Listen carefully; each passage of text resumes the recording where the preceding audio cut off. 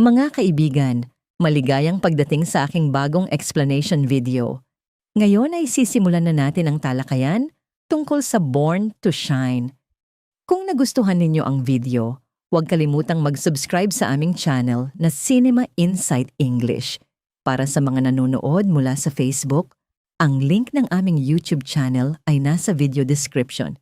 I-click lamang ang link at mag-subscribe upang makatanggap ng lahat ng mga update. Maraming salamat po sa inyong suporta. Paano kung ang dalawang matalik na magkaibigan, handang magsakripisyo para sa isa't isa, ay biglang matuklasang sila pala ay magkapatid? Ngunit sa oras na yon, huli na, sapagkat nagsimula na ang isang banggaan sa kanilang buhay na hindi na mapipigilan. Nagsimula ang lahat sa isang eksenang matagal nang naghihintay na sumabog.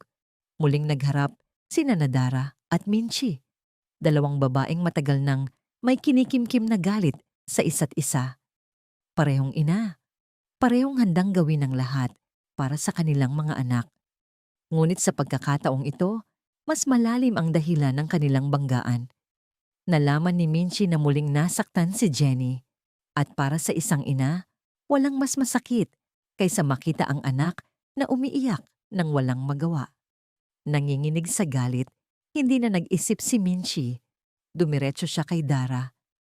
Sa sandaling nagharap sila, napuno ng tensyon ng hangin. Sinubukan ni Minchi na kausapin si Dara, umaasang makakakita ng pagsisisi o malasakit. Ngunit kabaligtaran ang kanyang narinig, malamig, malupit. Sinabi ni Dara, mas mabuti pang hindi na ipinanganak si Jenny. Parang libong kutsilyo ang tumusok sa puso ni Minchi. Sa isang iglap, nanlaki ang kanyang mga mata, tumigil ang mundo. At sa susunod na segundo, sumabog ang galit. Hinila ni Minchi ang buhok ni Dara. Walang paliwanag, walang kontrol. Puro galit, puro sakit, puro paghihiganti para sa mga lumang sugat. Sinubukan ni Perry na pigilan si Minchi, ngunit ang kanyang poot ay parang bagyo. Maging si Perry ay naitulak niya. Lahat ay natigilan, nakamasid sa banggaan. At saka lumitaw ang tanong, bakit ganoon kalalim ang galit ni Dara kay Jenny? Ano ang nakatagong dahilan, ang sugat na hindi pa rin naghihilom? Samantala, sa gitna ng kaguluhan, may tahimik na eksena. Magkatabi sina Jenny at Megan, dalawang batang tila walang kamalay-malay sa digmaan sa paligid nila. Sa gitna ng sigawan, iyakan at galit, pinili nilang kumapit sa pagkakaibigan at doon isinilang ang isang pangako. Isang pangakong susubukin ng tadhana sa pinakamahirap na paraan. Jenny at Megan, dalawang batang walang alam sa tunay na digmaan sa paligid nila. Sa gitna ng sigawan, luha at banggaan ng kanilang mga ina, pinili nilang kumapit sa pagkakaibigan. Mahigpit nilang hinawakan ang kamay ng isa't isa at nangakong anumang mangyari, hinding-hindi sila magtataksil sa isa't isa. Sa sandaling iyon, ngumiti si Megan, ngumiti rin si Jenny. Para bang naglaho ang lahat ng problema. Walang sakit, walang lihim, walang paparating na unos. Ngunit alam natin, sa mga kwento, ang pinakamasasayang sandali ay madalas sinusundan ng pinakamalalaking trahedya. Habang lalo pang tumitibay ang kanilang pagkakaibigan, papalapit naman ang isang katotohanang kayang sirain ng lahat.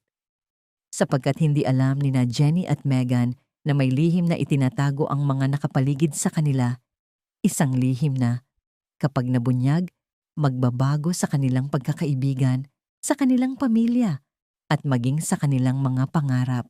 Sapagkat hindi lang sila magkaibigan, sila ay magkapatid. Mga anak ng iisang ama, kahit hindi pa nila alam. Habang masaya silang nangakong hinding-hindi maghihiwalay, dahan-dahang lumalapit ang araw na matutuklasan nila ang katotohanan. At kapag dumating ang araw na yon, mananatili pa ba ang kanilang pagkakaibigan? O iyon na ang simula ng pagbagsak? Sapagkat madalas, hindi dugo ang naghihiwalay sa tao, kundi ang mga kasinungalingan at lihim na itinago ng matatanda sa loob ng maraming taon. Habang nakangiti sina Jenny at Megan, may mga tao sa paligid nila na nanginginig sa takot. Takot na mabunyag ang lihim. Takot na lumabas ang katotohanan. Takot na bumalik ang mga kasalanan ng nakaraan. Ngunit ang tunay na tanong, sino ang nagtatago ng lihim? At bakit desperado si Dara na sirain ang lahat para lamang manatiling nakabaon ang katotohanan? Ito ang tanong na dahan-dahang magbabago sa buong kwento. At sa susunod na kabanata, lalo pang lalalim ang mga sugat sapagkat paparating na ang isang revelasyon. Isang revelasyong magbubukas ng pinto ng nakaraan. Pintong matagal nang nakasara. At kapag nabuksan ang pintong iyon, maaaring hindi na ito muling maisara. Maraming salamat sa panonood ng buong video. Para mapanood ang susunod na episode explanation, huwag kalimutang mag-subscribe Cinema Insight English Channel.